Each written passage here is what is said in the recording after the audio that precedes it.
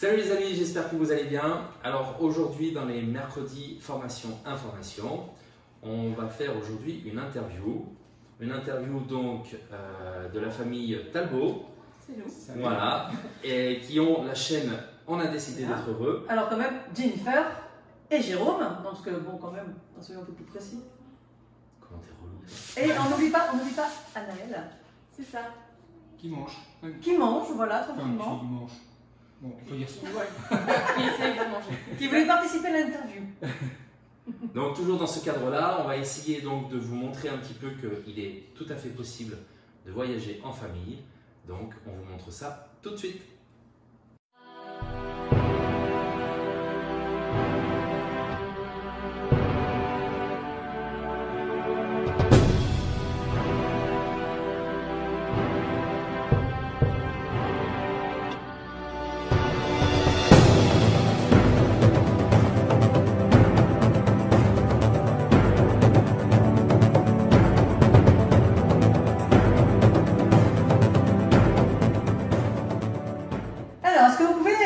Commencer par vous présenter rapidement. On va laisser l'honneur aux dames. Alors du coup, nous deux on est mariés depuis 9 ans, bientôt, très bientôt.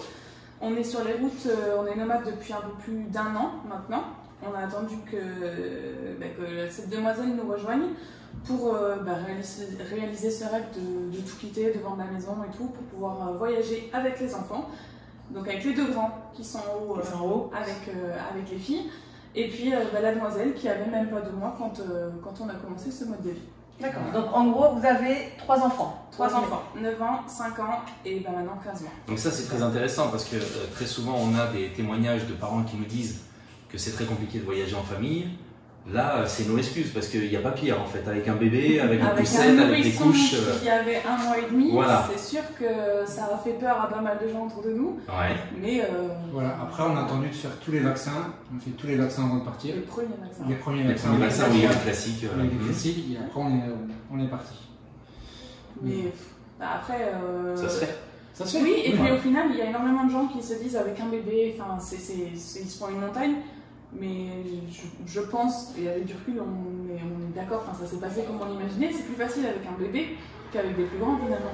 Parce qu'elle elle mange, elle dort, elle a ses parents. Et elle suit, et elle va connaître que ça en fin de compte. C'est ça. Alors que les grands, il y a les occupations, il y a l'école, donc à la limite, ça demande plus de travail de partir avec des enfants un peu plus grands qu'un bébé à partir du moment où il a assez mangé et qu'il dort bien et qu'il a ses parents. Bon. Oui, le reste. C'est ça. Et du coup, vos grands, ils étaient à l'école avant de partir? Oui. C'est ça. Ouais. Les deux. Donc le petit, donc Axel, en petite section. D'accord. Voilà. Donc lui, il faut savoir que déjà à la base, il n'aimait pas l'école. Quand on l'a amené à l'école, la maîtresse devait nous l'arracher des bras, que ce soit Jennifer ou moi. Donc pour nous, c'était très dur. Et pour lui aussi. Après, à l'école, ça se passait bien. La maîtresse nous disait, ça se passe bien. Il fallait attendre 5-10 minutes et puis ça. Voilà. La maîtresse nous disait. Mais on a connu ça, nous, avec la dernière aussi. Hein. Ouais. Donc lui, il était très content du confinement. Il restait à l'école à la maison. Le grand, ça s'est bien passé aussi. À part, il a dû quitter un peu ses copains, parce que voilà, il a 8 ans, c'est là où on commence à se faire des copains. Et voilà. Mais sinon, ça s'est bien passé pour les deux, ils étaient tous les deux à l'école. Elle parlait de confinement. Donc le premier confinement en France nous a aidé à savoir si on allait réussir à faire l'école aux enfants, à savoir si on allait se supporter tous les deux. Ça me rappelle quelque chose. Parce que vous l'avez sûrement entendu, il y a eu des divorces dans le premier confinement. Bien sûr. Voilà. Des gens qui ne vivent pas ensemble en fin de compte à la base. Tout simplement, on a beau être marié ou en couple. Beaucoup de personnes sont en couple mais ne vivent pas ensemble parce qu'ils sont toujours en train d'aller à droite à gauche. Il y a plus de vie de couple en fait. Moi j'avais un travail qui prenait beaucoup de temps, je partais assez volontaire, j'entrais à 18h. Voilà. Et donc ça a été un test pour nous et on n'est pas divorcés, on est toujours ensemble, on a fait un 3e. Oui voilà. Et alors justement, en conséquence de ça, pourquoi être parti finalement? Parce que vous aviez une installation, vous étiez bien, vous aviez un rythme. On avait déjà ce rêve depuis très longtemps, mais je pense comme plein de gens, je sais pas si c'était votre cas au début, là les gens qui vont nous regarder, ça va certainement résonner, mais comme plein de gens, on se disait si un jour on gagne le loto, on partira, on voyagera et tout, et on fera découvrir le monde aux enfants. Et vous avez gagné au loto? Non, déjà on joue pas. Vous êtes parti, alors moi je pose la question. Déjà on joue pas, donc voilà. Question de pas perdre. On se disait ça, mais on risquait pas de gagner sans jouer. Et ce qui s'est passé, c'est que moi, donc après la naissance du grand, je me suis retrouvée à paix du gâteau partout. Je me suis retrouvée en invalidité à cause de problèmes de dos, j'ai été paralysée. Et donc pendant des années, j'étais en invalidité. Et c'était monsieur qui ramenait le plus gros du budget familial, on va dire. Et moi, d'un côté, ça tombait bien parce que j'étais là avec les enfants. On a eu accès à l'après et tout ça. Mais c'est sûr que, en plus, ne jouant pas au loto, les rêves de voyage, avec une pension d'invalidité et un seul salaire, clairement, c'était pas dans nos projets, c'était pas dans nos moyens. Déjà partir en vacances, simplement, c'était compliqué. Et alors, qu'est-ce que vous avez mis en place alors moi, j'ai commencé, j'aimais écrire, j'ai créé un blog et pour parler un peu de mon histoire, de tout ce qui s'était passé. De toute façon, on va mettre les liens en dessous pour que les gens puissent. L'idée, c'était plus d'inspirer les gens à se bouger, à comprendre que tout est possible quand on se donne les moyens. Et c'est pour ça qu'à la base, notre nom vient de là. Mon blog s'appelle J'ai décidé d'être heureuse. Et de fil en aiguille, notre voyage à nous, c'était logique de l'appeler, on a décidé d'être heureux. Alors j'ai remarqué que le blog, parce que je suis allé voir, il était surtout orienté vers les femmes. C'est ça. Qui, très souvent, dans la société d'aujourd'hui, c'est l'homme qui ramène l'argent, les femmes moins, donc ça permettait aussi pour certaines femmes de passer le cap, de devenir un petit peu plus indépendante. C'est ça. Si je ne me suis pas trompé dans ton blog. C'est ça. Là, ça va un petit peu changer. Enfin, je l'ai laissé de côté pendant un temps parce que, en fait, j'ai créé ce blog en 2018, si je ne dis pas de bêtises. Je vends du gâteau partout. L'idée de départ, c'était vraiment juste de m'occuper parce que j'avais les 2 garçons et j'avais énormément de temps libre du coup. Donc, j'avais besoin de faire quelque chose parce que même si j'avais les douleurs chroniques, les rendez-vous médicaux 2-3 fois par semaine, dans la tête, ça tourne. Même si le corps, ça ne va pas. Donc, j'avais besoin de m'occuper. Et c'est quelques mois après, j'ai eu énormément de bons retours de gens qui lisaient mes contenus et tout ça. Et j'ai découvert que le métier de rédactrice web existait.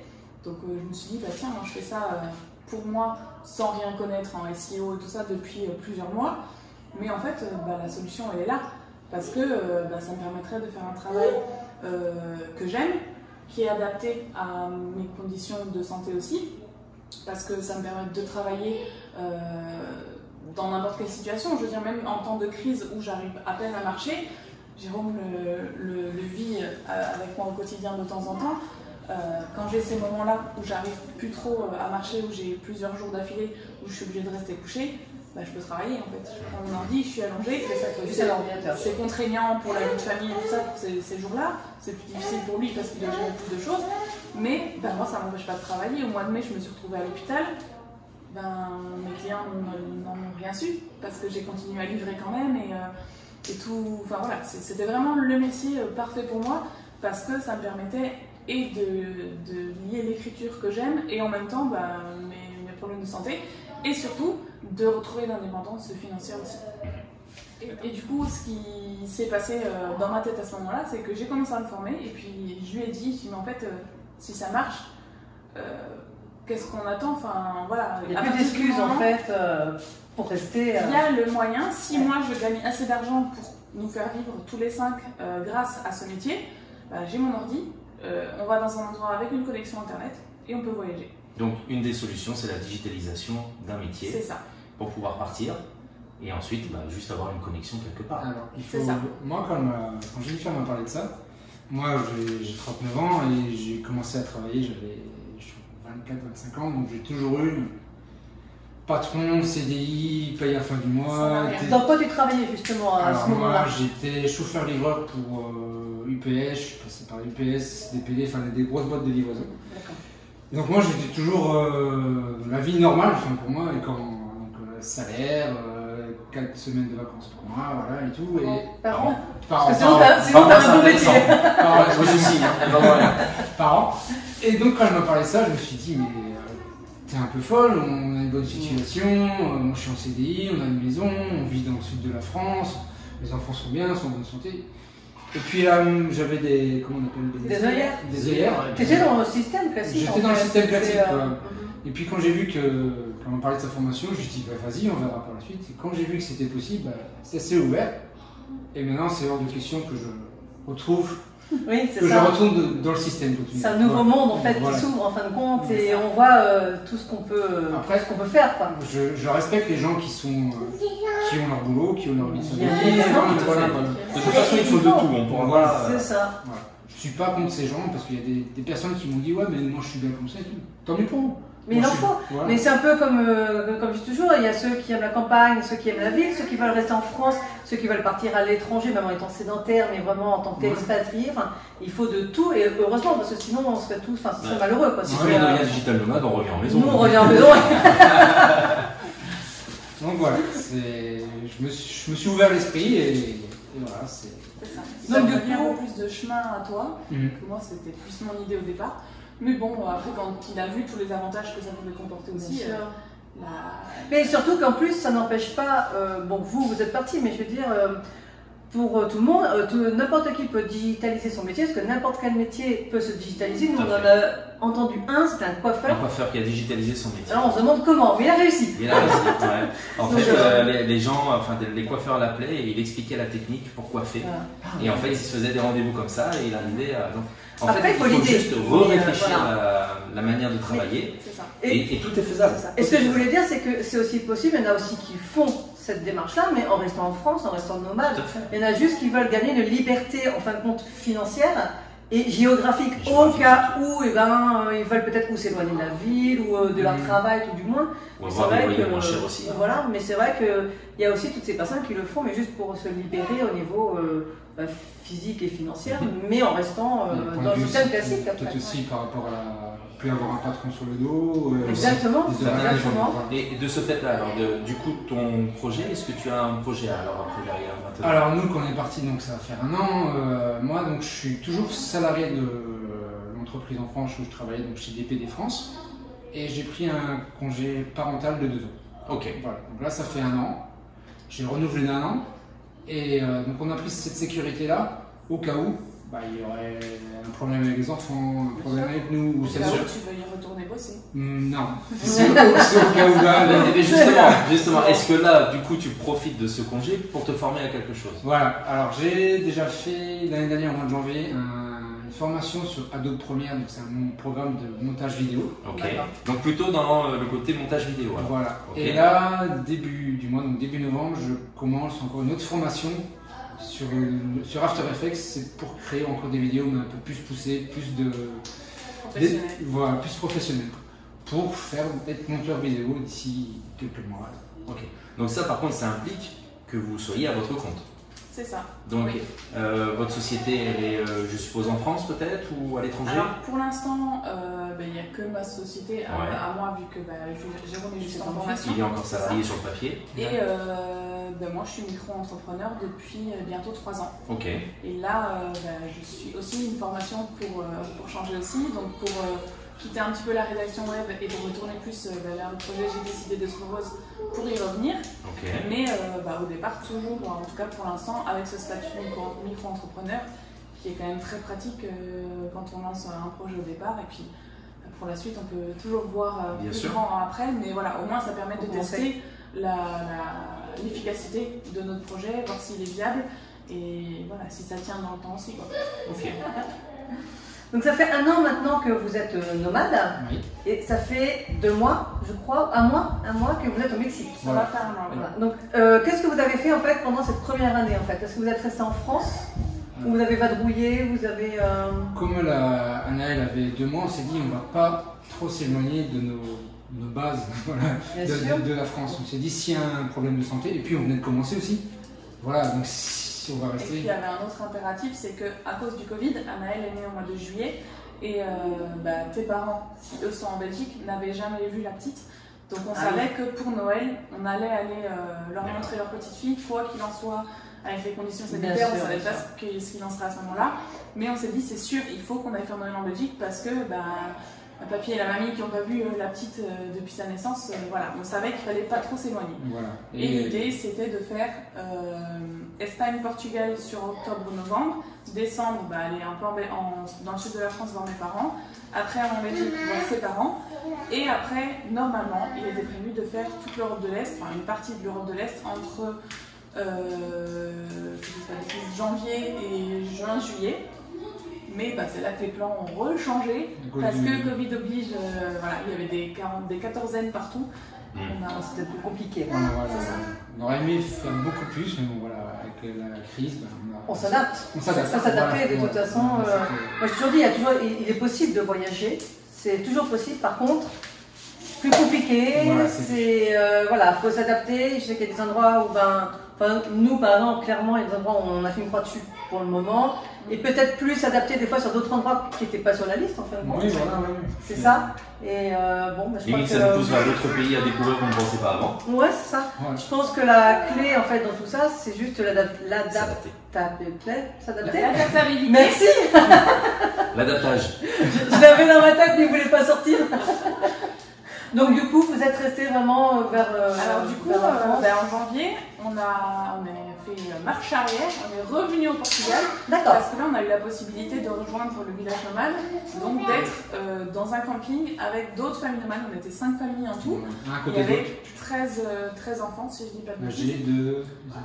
De 5 mois à 13 ans. Tous les enfants. Donc c'est vrai que c'est animé là. C'était ça a été génial pour eux. Nous, ça nous a permis finalement de laisser passer ces mois-là où on ne pouvait pas trop bouger, mais tout en restant nomade, tout en restant en famille aussi, et puis en découvrant d'autres choses parce que il se trouve qu'on s'est trouvé confinés là-bas, donc on n'a pas pu découvrir beaucoup plus le Portugal. Par contre, pour les enfants, ça a été vraiment génial. Oui, au moins ils se sont amusés. J'avais les voyais plus. Ouais, c'est ça. C'était ça qui était génial en fait. Fallait aller les rechercher, les gars. On mange, venez, c'est le soir, il fait noir. Non, mais bon, ça a été vraiment. Très bon. On a rencontré d'autres familles nomades, donc on a pu échanger par rapport à tout ce qui est le nomadisme, ça se dit. Oui. Voilà. Et faire de petits bons plans et tout, par rapport aux assurances, aux banques, aux moyens de transport. Donc, puis la vision connaître la vision des autres est toujours intéressant. Oui, donc du coup, discuter avec d'autres nomades, ça permet donc de connaître une autre vision, en fin de compte, du nomadisme, parce que c'est vrai qu'on s'en fait tous une vision, mais chacun est différent. Et donc du coup, est-ce que ça vous a fait peut-être voir d'une autre manière, peut-être changer des plans, ou voir d'autres horizons, peut-être vous n'auriez pas imaginé, peut-être. Voilà, vous nous avez dit que vous vouliez aller en Europe de l'Est, c'est ça? Oui. Et donc vous êtes retrouvé au Portugal. Et donc ensuite pourquoi arriver au Mexique? C'est ça. Parce que c'est pas l'Europe de l'Est. C'est un peu différent. Un petit peu. Le climat n'est pas le même. Ce qui nous a manqué pendant cette première année, mais bon, il faut dire qu'au final, on a fait que Espagne et Portugal sur toute l'année.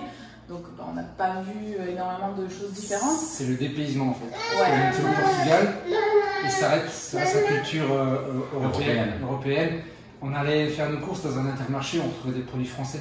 C'était écrit en français sur les produits quoi. Donc c'est pas que ça. C'est ça reste. Il y a aussi par rapport ça reste le même prix, ça reste la même culture, même si le Portugal est un peu. Oui, plus sa propre culture, mais comme ça. Et on était confinés. Ouais, donc on était 2 mois confinés. Donc la culture portugaise, à ce moment-là, on l'a pas vu. On l'avait vu un peu avant, au mois de novembre, quand on était à Albufeira. Mais pour le coup, la gosse, on n'a quasiment rien vu quoi. Un peu les plages, et encore, parce qu'on a fraudé, parce que normalement on n'avait pas le droit d'y aller. Mais c'est tout. C'est tout ce qu'on a pu découvrir à ce moment-là. Donc là, on se dit, et je pense que quasiment toutes les 5 familles on était là, on s'est dit, il nous faut du dépaysement là, il faut que ça bouge. Donc on a pris des billets pour la Tunisie. On s'est dit au moins on va sortir de l'Europe. On était tout contents. Ah oui. Et là la Tunisie a dit. Et là. Non, pour la Denmark, ils n'ont pas fermé. Non, c'est ouvert. Le vol devait partir de Madrid et en fait c'est les vols qui partaient pas. C'est les vols qui partaient pas. Donc ça a été décalé. Tous les 15 jours c'était décalé. 5 fois, 6 fois ça a été décalé. 6 fois. Au bout des 6e fois on a dit stop, remboursé. C'est ça. Ouais, mais bon, là du coup ça fait plus de 6 mois, on n'a toujours pas été remboursé. Donc voilà, ça fait partie du jeu. On savait qu'on prenait un risque en réservant en période de Covid. Voilà, c'est arrivé. Après, c'est toujours de l'argent, mais c'était pas 3000 balles de billets non plus. Donc voilà. C'est un risque de toute façon que vous connaissiez. Ouais, voilà. On le savait, on était prêt à prendre ce risque pour avoir du dépaysement. Bon, finalement, on n'en a pas eu. On a attendu un petit peu, on est resté en Espagne. Après, pour l'été, on a profité de revoir les familles et on s'est dit à partir de septembre, là, on veut vraiment, vraiment du dépaysement. Et on a pris moins de risques entre guillemets en disant on va aller au Mexique parce que le Mexique était resté ouvert tant pendant la crise. Donc on s'est dit là normalement ça devrait le faire. Sauf que notre vol a également été annulé. Sauf que C'est le normalement déjà, de toute façon, ça implique quand même derrière. Ouais, notre vol a également été annulé, donc là ça a été encore un petit peu de stress et tout. C'était quoi, 3 semaines, un mois avant? Ouais, 3 semaines je pense. Donc bon là c'était pas le Mexique qui bloquait, c'était la Belgique. La Belgique. C'était la compagnie en fait qui partait pas. Donc ils laissent les gens acheter les billets, réserver et tout, mais en fait ils savent que derrière il n'y a pas de vol. Oui, je vois lequel Ils attendent que ça se débloque, ils espèrent que ça va le faire. Mais bon pour le coup ça l'a pas fait. Mais on s'est pas démonté, on s'est dit il faut qu'on parte, il faut qu'on trouve une solution. Donc après on a opté pour l'autre solution, faire Bruxelles, Madrid et Madrid, Cancun, comme font beaucoup de voyageurs en ce moment de toute façon. Bien sûr. Et là on est arrivé ici. Voilà. Enfin. Youhou. Et là pour le coup le dépaysement a pu commencer, ce qu'on cherchait depuis plusieurs mois. C'est bon, ça y est, on l'a trouvé. Et là ça fait maintenant 1 mois et demi, c'est ça je crois? Un peu moins. Un peu moins. Un peu moins d'un mois. Ah oui, je ne sais pas pourquoi je dis 1 mois et demi. Le temps passe vite. Le temps passe très vite. Comment s'est passée votre arrivée et comment vous vous sentez maintenant au Mexique? Alors, comment s'est passé l'arrivée? On a eu le. Sachant qu'on n'avait jamais pris l'avion.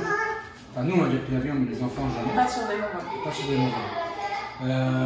Donc on avait, pour les grands c'est très bien passé parce qu'il y avait 10 heures de vol entre Madrid et Cancun, donc tablette, écran, il y a des Ils sont écrans, bien il y a des optimisés sur les tablettes. Voilà. On a Ça les mêmes, passe. on a eu les mêmes. Voilà. Mais pour la petite, on s'est dit ça va être compliqué. Donc 10 heures de vol et je vous laisse deviner combien de temps elle a dormi. 1 heure? Un quart d'heure, je crois. 20 minutes. 20 minutes. 20 Moi minutes. j'ai triché, tu m'as déjà, je crois. Mais voilà, 20 minutes tu l'as dormi, mais en dehors de ça, c'est. Mais elle a été C'était bien. franchement. Ouais, c'était cool. Pas... Ils s'adaptent en général, ils sont. On est plus stressés qu'eux. Ouais. Ouais, Ça s'est bien passé. Et puis au final, c'était un mal pour un bien parce que du coup, vu qu'elle n'avait pas dormi dans l'avion, en arrivant, elle était fatiguée et avec le décalage horaire, c'était plutôt une bonne chose. C'est passé tout seul. Si elle avait dormi pendant les 10 heures de vol, je pense que nous, on n'aurait pas dormi la nuit en arrivant. Donc C'est ça. c'était mieux. Par contre, la nuit en arrivant, donc j'avais réservé sur Booking. Parce qu'on voulait d'abord, quand on arrivait en pleine nuit à Cancun, on ne voulait pas refaire, je sais pas, de Cancun à Playa, il y a Une heure une heure de route. Refaire encore 1 heure de route puis s'installer, ça aurait été, avec les enfants, ça aurait été difficile. Donc on s'est dit, on prend une nuit à Cancun et le lendemain on ira à Playa del Carmen. Moi j'avais réservé sur Booking avec un petit logement, confirmation par mail et tout, pas de problème. Et on arrive à Cancun, elle appelle le gars. Voilà. Une fois qu'on était dans le taxi, j'avais réservé le taxi à l'avance. Voilà, on s'est dit pas de surprise, on sera fatigué. Il était, tant qu'on récupère les bagages, il était 3 h du matin en France pour nous et 20 h là-bas. Donc on s'est dit il faut qu'on fasse au plus simple pour pas avoir de mauvaises surprises. Donc j'avais le taxi qui nous attendait avec notre nom et tout. Ça, on s'est dit bon, ça c'est fait. Et dans le taxi, je préviens le propriétaire du logement, lui disant on arrive. Jusqu'au moment où le gars il me dit non mais j'attends personne. Ah. La bonne blague. Si, j'ai les mails de confirmation. En fait, voilà, il y a eu un couac entre Booking et la personne parce que Booking ne l'avait pas prévenu. Donc on a stressé un bon petit coup avec les garçons qui s'étaient endormis derrière, elle qui en pouvait plus, qui voulait dormir, nous avec des cernes comme ça. Donc on a un peu paniqué et au final la personne nous a dit bah, c'est pas grave, venez quand même. Ouais. Après il a fait au mieux le gars, donc il n'était pas prévenu, mais il aurait pu faire mieux je pense. Il a agi. Il a agi, voilà. Voilà. On a eu un endroit où dormir, on n'avait pas de drap, pas de papier de toilette, pas d'eau. Pas de- ouais. Mais au moins on a dormi, et bon de toute façon c'était juste pour une nuit donc c'était le plus important. Et le lendemain, après on a repris un autre taxi pour venir ici. Là ça a été... on a pu se poser, voilà. Voilà, vous aviez tout ce qu'il fallait, c'est bon. Ouais, c'était bon. C'est bon, Il a c'est fallu 2-3 jours, 2 gros jours pour le décalage horaire. Mais Ouais. sinon, l'arrivée s'est bien passée. Bon, super. Et alors un bilan après quelques semaines? Alors, déjà il a fallu s'adapter parce que notre première année en tant que nomade, on avait une voiture. Donc quand on voulait aller quelque part, Vous y allez. on y allait, voilà. On ne réfléchissait pas, on se posait où on voulait. Voilà. Là on a vendu la voiture parce que la Renault Trafic ne rentre pas dans un avion. Non, c'est- Pas dans cela en tout cas. Voilà, c'est là. L'excédent bagage. Ouais. ouais, j'ose même pas y penser. Donc il a fallu s'adapter à une vie sans voiture, à prendre les taxis, à chaque fois sortir de l'argent pour prendre les taxis, même si c'est pas trop cher.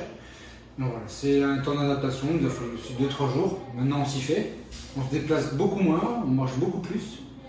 Il y a un petit Axel qui râle beaucoup parce qu'il faut marcher. Il va s'y faire. Il va s'y faire. Voilà. Et puis ils ont pris l'habitude d'appeler les taxis, donc même si on leur dit non on marche dès qu'ils voient un taxi, Voilà. les taxis ils sont prêts à s'arrêter et nous on leur fait non c'est bon, c'est bon. Mais bon, voilà, c'est vrai que du coup, ce mois-ci, c'est vrai qu'on n'a pas énormément bougé encore parce que c'est vrai que de devoir prendre un taxi à chaque fois, ça fait qu'on reste à Playa, on se sent un peu obligé. Après, il y a les collectivos qui permettent d'aller plus loin et tout, mais il faudrait qu'on prenne un taxi de là où on est pour aller dans le centre pour prendre les collectivos. Enfin, voilà, c'est une organisation. Oui, voilà, on est moins libre en fait, parce que du coup, on n'est pas indépendant. Donc, le mois prochain, on aura une voiture. Ah, voilà, on a trouvé un logement avec une voiture. Donc, du coup, vous avez prévu de visiter un petit peu le Quintana Roo. Voilà, à peu près tout le coin là. La péninsule du Yucatan. C'est ça, de Cancun à Bacalar. Je pense qu'on va faire un peu tout le long pendant un peu plus d'un mois. Et après, on verra. On verra vous ne savez pas encore. D'accord. Vous réservez l'Amérique, l'Europe ou vous savez même pas non Je pense qu'on va rester de toute façon ici sur Playa jusqu'au 10 décembre. On aimerait trouver un endroit sympa où passer Noël. Donc on va voir. Ce sera très certainement au Mexique. Parce que voilà, le pays est grand, il y a pas mal d'autres régions qui ont l'air très sympas à visiter. Et puis le visa ici, on va le rappeler, c'est 6 mois. 180 jours exactement. C'est ça. Donc voilà, au final, ça fera que 2 mois et demi qu'on sera là. Donc on est encore large, voilà, on s'est autant en profiter parce qu'au final, la côte ici est très belle mais très touristique et très ensoleillée et tout ça. Il y a des coins vachement plus nature qu'on pourrait aller voir. Donc on espère qu'on pourra le faire. Mais voilà, on va voir en fonction de comment ça se passe, de peut-être où on veut aller après parce que voilà, on se dit aussi si on s'éloigne trop, peut-être des aéroports ou quoi. Et qu'après il faut refaire tout le chemin inverse pour repartir ailleurs, on va voir, on se laisse porter. S'il y a une raison valable de rentrer en Europe à un moment, peut-être qu'on le fera, enfin voilà, ça ne nous empêche pas de revenir par après s'il faut. On se laisse porter, et puis là, comme beaucoup de monde, de toute façon, on ne sait pas ce qui va se passer d'ici un mois avec les conditions sanitaires. Donc ça ne sert à rien de regarder les autres pays. Voilà. Disons que les conditions changent beaucoup, donc du coup c'est vrai que... Et souvent, oui. Donc du coup c'est vrai que c'est pas évident d'anticiper, on va dire. Ouais, c'est difficile de ne pas y penser parce qu'on essaye de penser à la suite. Ouais. Mais en même temps on regarde et puis on se dit de toute façon ça sert à rien. Ouais, est-ce qu'il n'y a pas un côté, enfin moi je sais que ça me fait ça, je pense que toi aussi. Excitant. Mais quand même un côté excitant où nous on doit partir d'ici donc le fin janvier, parce que nous on a vraiment pris nos 6 mois à Playa pour se concentrer sur le travail. Et on se dit, on commence à y regarder bien évidemment. Et on commence à cocher quelques options, tout ça, parce qu'on voit quand même les pays qui sont plus ou moins ouverts. Entre autres, il n'y a pas que ça, il n'y a pas non plus que le coronavirus, il y a quand même d'autres conditions quand on est obligé, on le sait tous. Mais il y a le côté excitant où on se dit, bon, on va se décider au dernier moment, on doit partir au mois de janvier, on va pas se décider avant décembre, mais c'est de ne pas savoir, en même temps, c'est grisant. Quoi. Oui, ça laisse plein de possibilités, mais là, pour venir ici, on a pris notre décision sur le logement, on savait qu'on allait venir sur Playa, mais non, on passe dans l'avion 2 jours avant. 2 jours avant, on a réservé. Et tout le monde disait alors vous allez où, alors vous avez trouvé alors. Et nous, non, encore, on a le temps. Mais les gars, il vous reste que quelques jours. Voilà, c'est même ça en fait, c'est sortir un petit peu du système entre guillemets, c'est-à-dire où il faut tout prévoir, tout préparer. Et là, à la limite, on verra bien. Il y a toujours une solution. Avec Airbnb et tout, on trouve peut-être pas avec tout ce qu'on veut, peut-être pas au prix qu'on veut exactement et tout, mais on trouve toujours. Et finalement, ça s'est bien passé, la maison est grande ici, on y est bien. Si vous êtes flexible, de toute façon, enfin voilà, je pense que quand on voyage comme ça, il faut être flexible sur les conditions. Et puis voilà, à partir de là, déjà, il n'y a plus de stress, enfin franchement.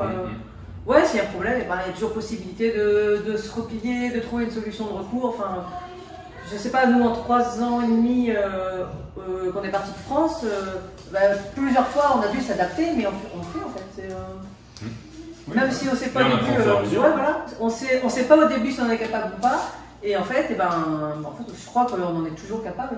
On en est capable, mais c'est vrai qu'il faut dépasser les limites. L'année dernière, rappelle-toi, toi, tu avais besoin que tout soit cadré, de savoir à telle date on va là, à telle date on va là. C'était les débuts, ça. Maintenant, il faut se laisser cheminer. Moi, j'aime bien tout ça. Je travaille dans la logistique, donc c'est droit la logistique, que ce soit là. Voilà. Au début, j'avais un peu du mal à me dire attends, dans une semaine, on n'a plus de logement, on fait quoi?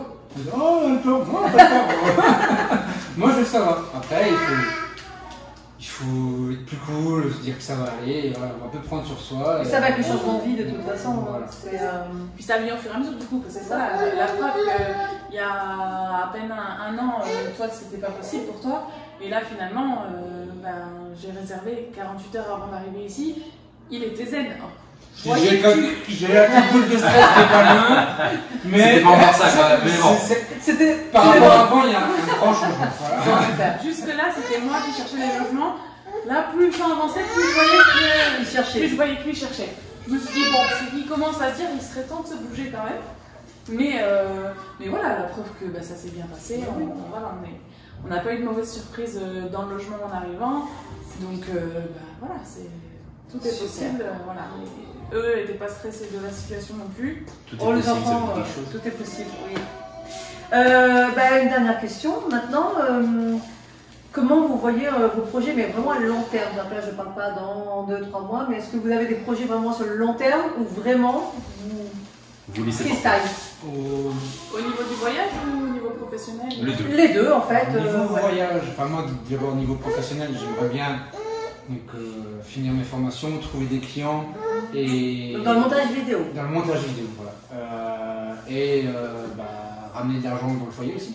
Voilà. Parce que j'ai envie de faire quelque chose, je m'occupe des enfants et voilà, c'est bien, c'est très bien. Je dis, petite parenthèse, chapeau aux mères au foyer, aux parents au foyer parce que c'est du boulot. Donc voilà, j'aimerais bien trouver des clients, développer ma petite entreprise.